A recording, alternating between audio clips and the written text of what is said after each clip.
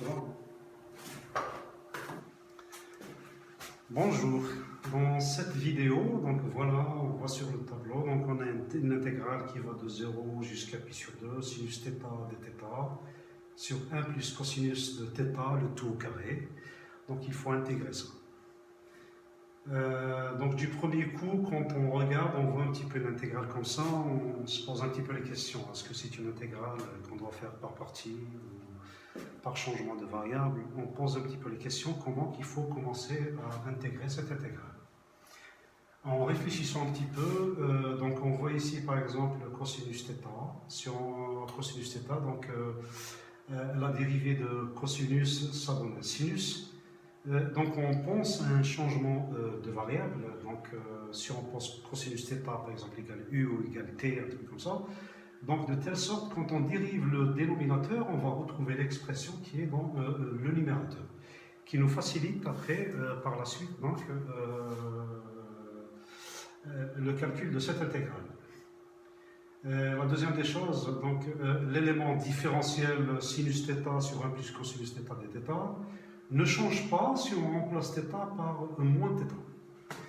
Donc il y a un changement de variable qu'on doit faire, donc on doit poser cosinus θ par exemple égale t.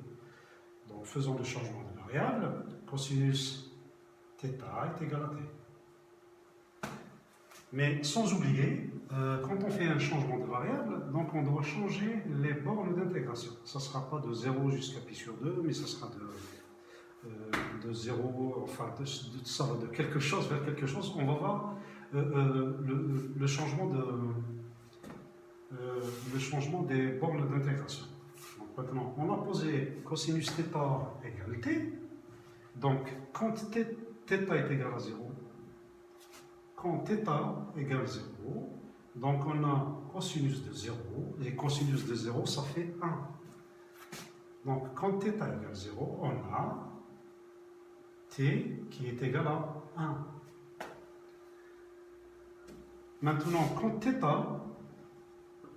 égale à pi sur 2, on a cosinus θ, c'est-à-dire cosinus de pi sur 2, et le cosinus de pi sur 2, ça fait 0. Donc on a t est égal à 0. Voilà. Donc voilà, maintenant on a posé cosinus θ égale à t, ça veut dire que moins sinus θ dθ est égal à dt. Comme au numérateur, on voit qu'on n'a pas moins sinus θ dθ est égal à dt, donc on peut ici multiplier par moins 1 par exemple. Donc on aura sinus θ dθ qui est égal à moins dt. Ça veut dire que j'ai multiplié par moins 1 des deux côtés. Donc j'aurai sinus θ dθ est égal à moins dt. L'intérêt c'est quoi? Parce que ici j'ai pas un moins sinus θ, j'ai sinus θ dθ. Et pour avoir sinus θ dθ, donc j'ai multiplié par moins 1 pour avoir sinus θ dθ est égal à moins dt. Voilà. Donc maintenant, comment peut-on intégrer cette intégrale? Allons-y. Donc c'est l'intégrale de 0 jusqu'à pi sur 2. Sinus θ dθ sur 1 plus cosinus de θ, le tout au carré. Donc ici, quand on regarde, on a bien posé donc sinus θ dθ, c'est moins dt. Donc ici, ça sera moins l'intégrale de dt divisé par 1 plus cos θ. Donc 1 plus, mais cos θ est égal à t. On a posé cosinus de θ est égal à t. Donc ici, ça sera 1 plus t, pardon, le t, le tout, au carré, dt, donc c'est ça. Et donc voilà, maintenant, il y a le changement des bornes d'intégration. Ici, quand θ est égal à 0, θ est égal à 0, t est égal à 1. Donc, ça va de 1. Et quand θ est égal à pi sur 2, donc on a t est égal à 0, jusqu'à 0.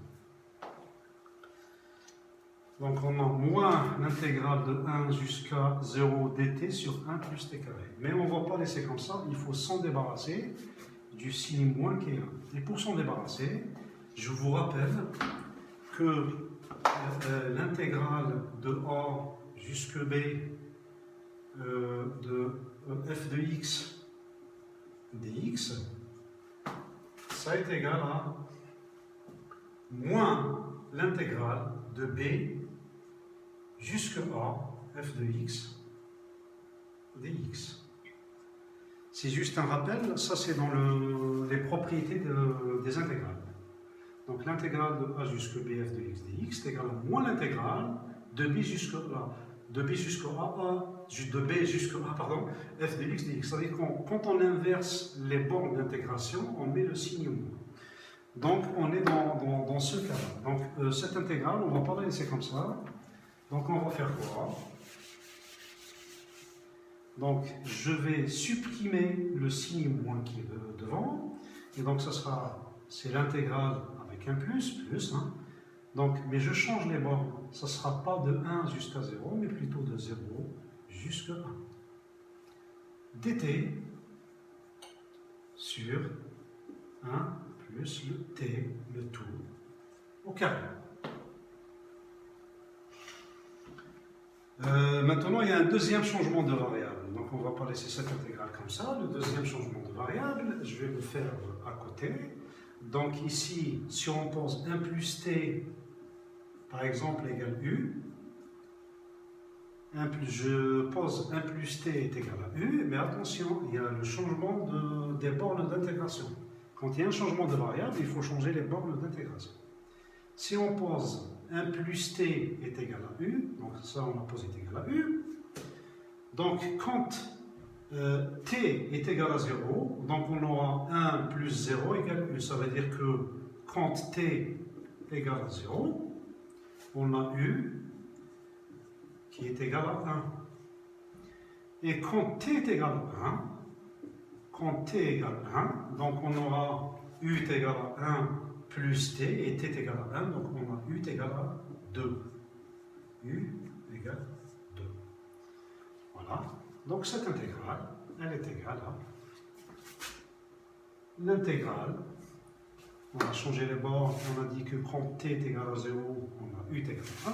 Donc l'intégrale de 1 jusque... Non, quand t est égal à 0 est égal à u est égal à 1. Donc t égale 0, u est égal à 1. Et quand on a t est égal à 1, donc u est égal à 2. Donc ça va de 1 jusque 2. L'intégrale de quoi? L'intégrale ici, si on a posé 1 plus t est égal à u, ça veut dire que dt est égal à du. Ici on a dt est égal à du. Donc ici on aura l'intégrale de du divisé par 1 plus t. Mais 1 plus t c'est u. Hein.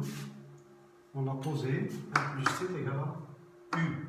Mais on a 1 plus t au carré. Ça veut dire u, le tout, au carré. Et maintenant, bon, ça c'est une intégrale qui reste facile à intégrer. De quelle façon, ce qu'on fait ici. Comment peut-on intégrer cette intégrale? Donc c'est facile. Hein. Donc tout simplement, ça sera une primitive de 1 sur u carré, ça sera moins 1 sur u, et ça va de 1 jusque 2.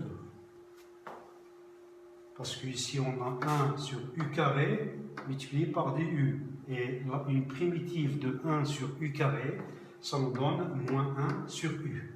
Donc ça va de 1 jusque 2. Donc le premier calcul me donne, donc ici, moins 1, je remplace ici u par 2, c'est moins 1 demi, moins qui est là, moins 1 divisé par 1 divisé par 1. Et je vous rappelle que l'intégrale de A jusque B de f de x dx, ça c'est l'intégrale, pardon, ça est égal à f de B, tout simplement, moins f de A. Donc ici, on a moins 1 sur U, donc moins 1 divisé par 2, moins, donc moins, et comme ici j'ai un moins 1 sur U, donc moins 1 sur 1. Donc, résultat des Gauss. Ça me donne tout simplement, donc ici j'ai moins 1 demi, moins, ça me donne plus 1. Donc ici, en réduisant au même dénominateur commun, donc j'aurai moins 1 demi, plus 2 divisé par 2, ce qui me fait 1 demi. Moins 1 plus 2, ça fait 1, même dénominateur commun, donc 1 demi. Voilà. Donc, pour finir, et au final, donc on peut dire que l'intégrale de 0 jusqu'à pi sur 2, sinus de θ, sur 1 plus cosinus de θ, le tout au carré, est égal à 1 demi. Merci, cette séquence est terminée. Merci, au revoir.